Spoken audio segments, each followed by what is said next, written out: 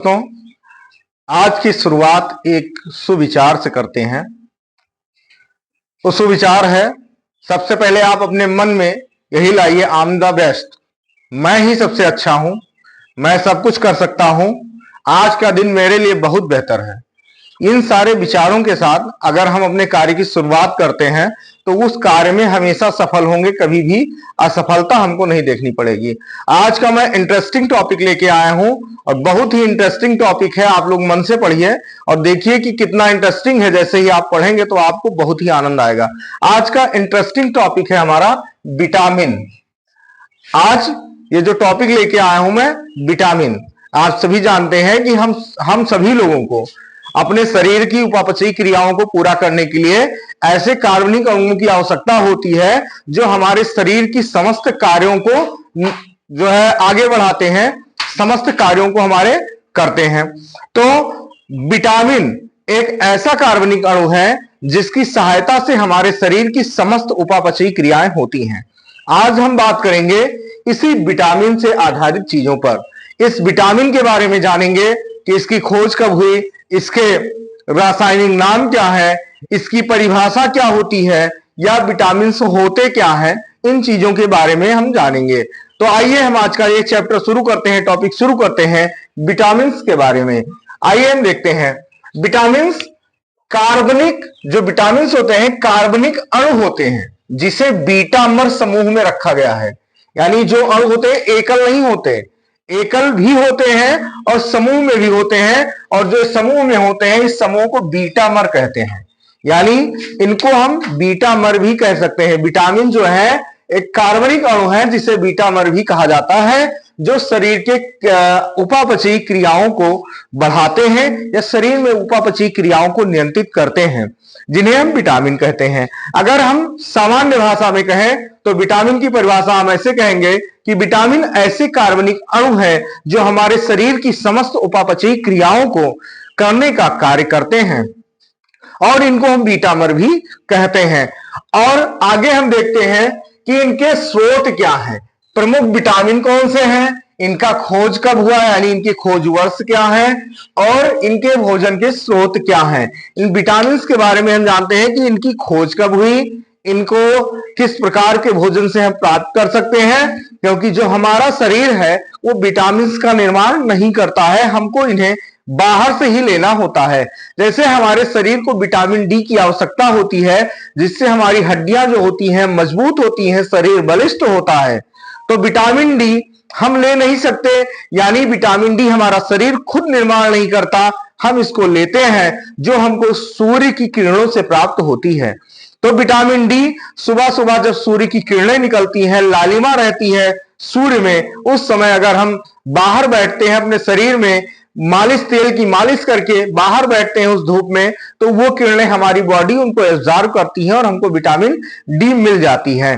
तो इसी प्रकार से जितनी भी प्रकार की विटामिन हैं उनको हम बाहर से ही लेते हैं, चाहे मांस मछली के जरिए हो, चाहे हरी पत्तेदार सब्जियों से हो, या सलाद से हो, इन सभी प्रकार से हम विटामिन को लेते हैं। तो आइए हम शुरू करते हैं आगे का विटामिन के बारे में कि इनकी खोज कब हुई, किनमें ये विटामिन पाए जाते हैं और इनका रासायनिक नाम क्या होता है। आइए हम शुरू करते हैं। सबसे पहले हम आते हैं विटामिन पर, जो विटामिन ए है जिसका रासायनिक नाम रेटिनॉल है।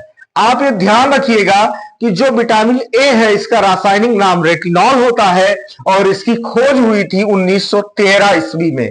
इसकी खोज हुई थी 1913 ईस्वी में। आप सभी नोट करते चलिएगा, ये जो 1913 ईस्वी में विटामिन ए की खोज हुई थी जिसको रेटिनॉल कहते हैं। और आप सभी को पता है कि विटामिन ए की कमी से जो रतौंधी हो जाती है, आंखों से दिखाई कम पड़ने लगता है, शाम के समय हम देख नहीं पाते हैं। हालांकि अभी विटामिन की कमी के बारे में आगे हम चर्चा करेंगे कि कौन से रोग किस विटामिन की कमी के कारण होते हैं, आगे हम इसी वीडियो में चर्चा करेंगे। उससे पहले हम जानते हैं कि विटामिन ए अब पाया कहां जाता है। विटामिन ए जो है कॉड लीवर ऑयल में पाया जाता है, कॉड लीवर ऑयल से मिलता है विटामिन ए। देखिए पूर्व में जो मिस्र के लोग होते थे उनको अगर कम दिखाई देने लगता था तो उस समय वो मांस जो खाते थे, मांस में लीवर का हिस्सा जो होता था उसको ज्यादा खिलाते थे, जिससे उनकी जो आंखों की रोशनी होती थी वो ठीक हो जाती थी। एक बाद में खोज हुई कि इस बीमारी को रतौंधी कहा जाता है, लेकिन मिस्र में यह पूर्व प्राचीन काल से लीवर सही करने के लिए या आंखों की रोशनी को ठीक करने के लिए लीवर को जो मांस होता है लीवर, उसको लोगों को दिया जाता था। तो ये जो विटामिन ए है, विटामिन ए जिसका रासायनिक नाम रेटिनॉल है, ये कॉड लीवर ऑयल में पाया जाता है। दूसरी बात करें तो 1920 में विटामिन डी की खोज हुई। विटामिन डी की खोज 1920 में हुई, वो भी कॉड लीवर ऑयल में ही पाई जाती है। विटामिन डी जिससे हमारे शरीर की हड्डियां मजबूत होती हैं। अगर हम मैनुअली लेते हैं तो कॉड लीवर ऑयल के जरिए हम विटामिन डी की पूर्ति को कर सकते हैं, लेकिन नेचुरल तरीके से सूर्य एक ऐसा संसाधन है हमारे लिए कि विटामिन डी की कमी हम सूर्य के प्रकाश से ही पूरा कर सकते हैं, क्योंकि सूर्य के प्रकाश की जो किरणें हैं उसमें विटामिन डी की मात्रा प्रचुर मात्रा में होती है, विटामिन डी। आइए आगे देखते हैं।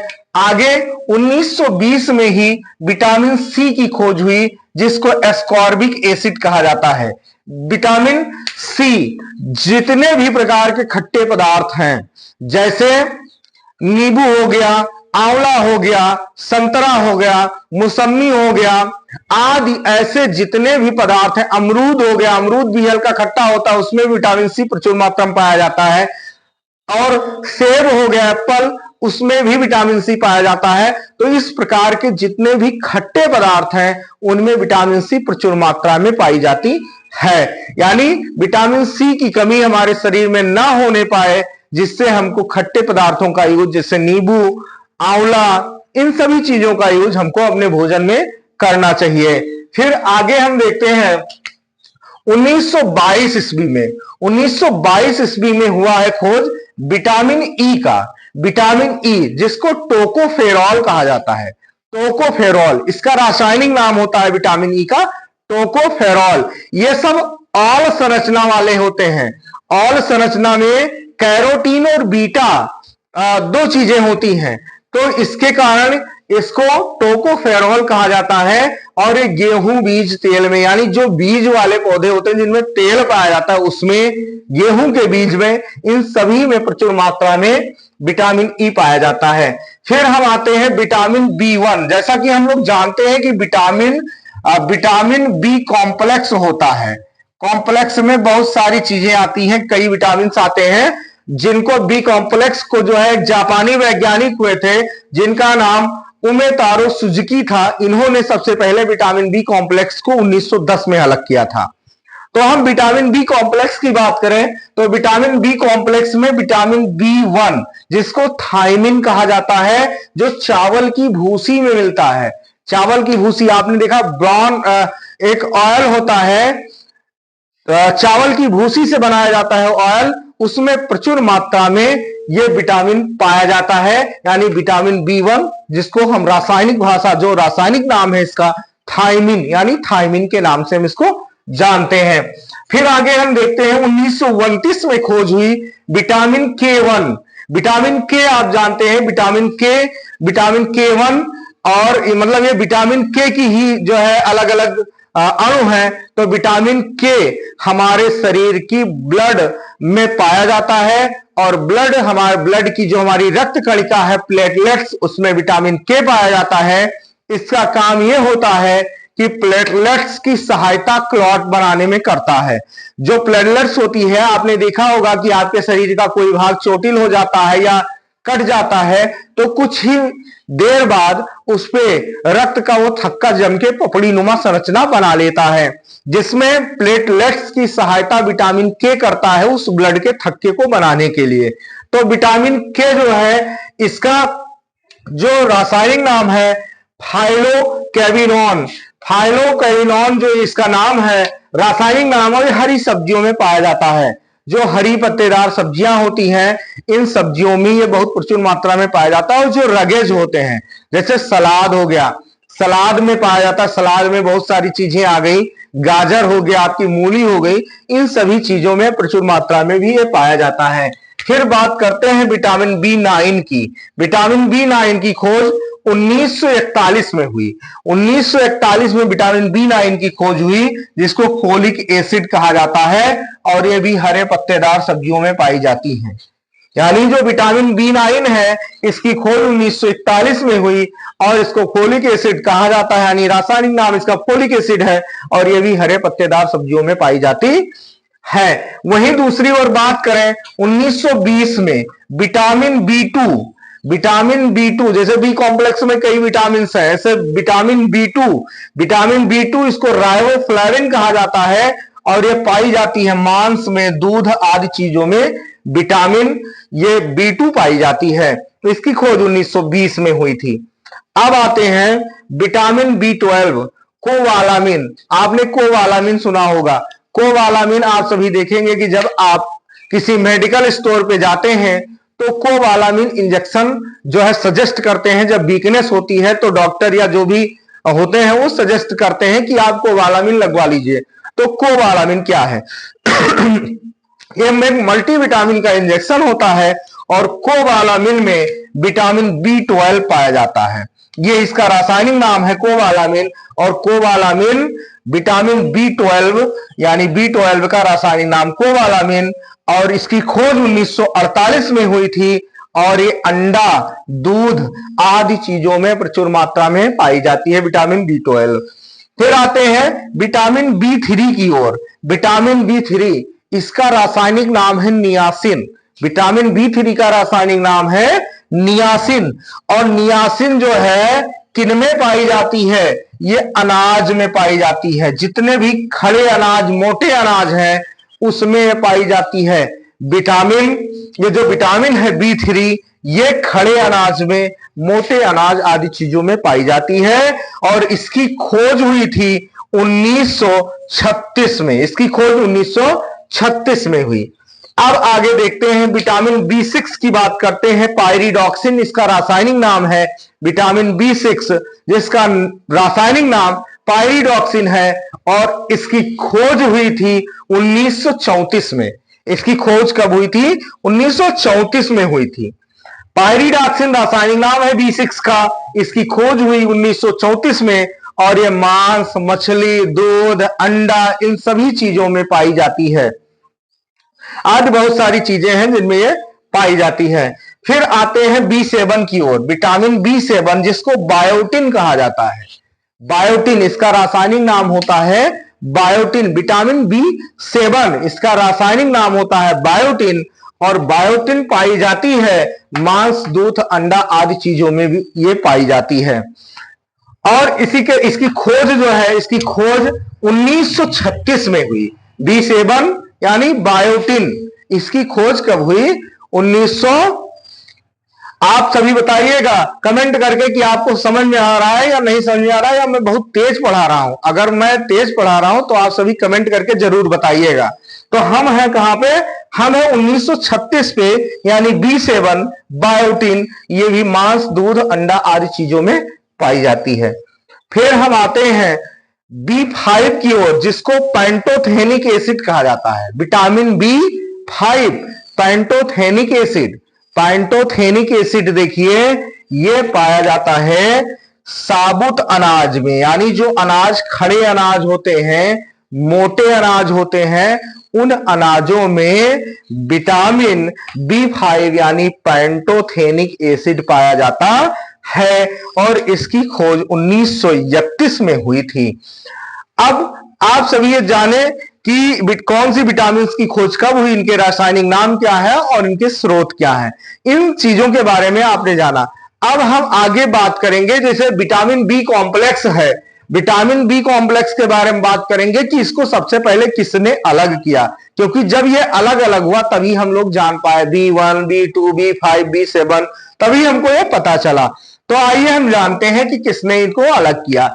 Vitamin B complex, vitamin B complex को सन 1910 में, अभी मैंने पहले भी बताया था, एक जापानी वैज्ञानिक हुए, जापानी वैज्ञानिक जिनका नाम था उमेतारो सुजुकी।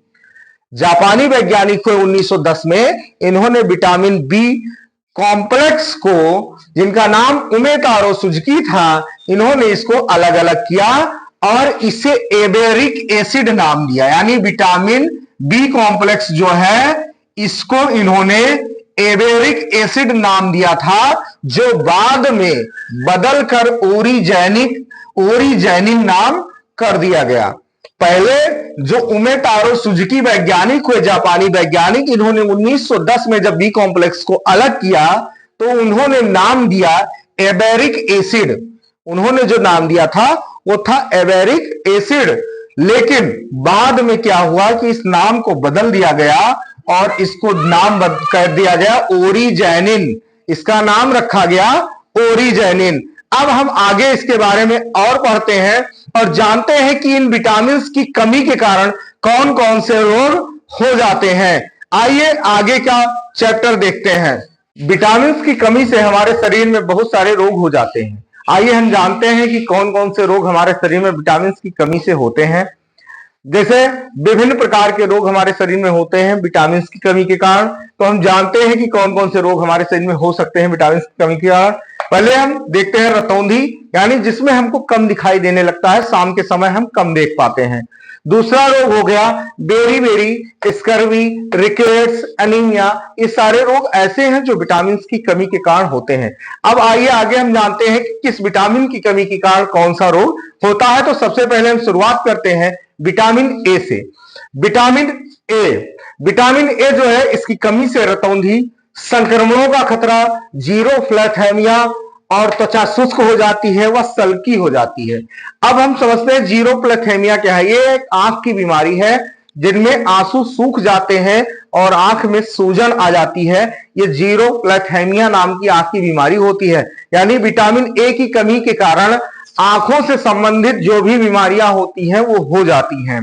फिर आगे हम देखते हैं विटामिन बी1, यानी विटामिन बी1 की बात करें तो विटामिन बी1 की कमी के कारण बेरी तंत्रिका क्षति हो जाती है, वह हृदय से संबंधित रोग हो जाते हैं। यानी विटामिन बी1 जो है, इसकी कमी से तंत्रिका क्षति होती है, बेरी रोग हो जाते हैं और हृदय की तमाम बीमारियां विटामिन बी1 की कमी के कारण हो जाती हैं। फिर आगे हम देखते हैं विटामिन बी2, जिसको राइबोफ्लेविन कहा जाता है, और विटामिन बी1 को थियामिन कहा जाता है। तो राइबोफ्लेविन यानी विटामिन बी2, त्वचा का फटना, आंखों का लाल होना। यानी हम देखेंगे कि जब आपके शरीर में इस विटामिन की कमी होगी तो त्वचा फट जाती है, आंखें लाल हो जाती हैं। तो इन्हीं विटामिन के कारण ये समस्याएं होती हैं।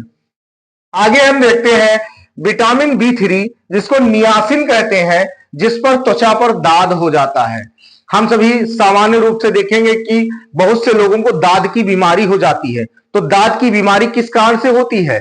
इसी विटामिन की कमी के कारण होती है। यानी विटामिन बी3 की कमी के कारण दाद हो जाता है।